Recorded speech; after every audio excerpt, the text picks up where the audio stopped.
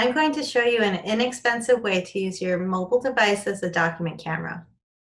To use your cell phone as a document camera, prop it up with some books or use a stand. What you will do is with your mobile device, you will access the Zoom application and join the Zoom meeting.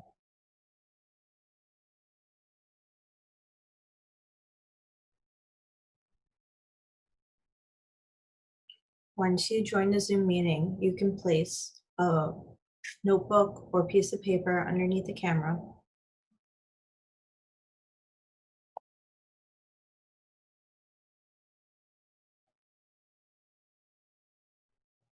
Align the paper underneath the camera,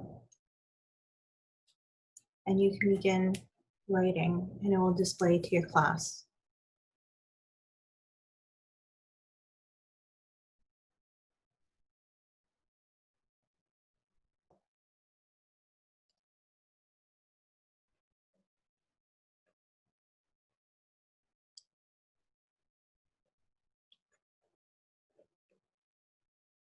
You may want to use a dark stroke pen for it to appear clearly to the class.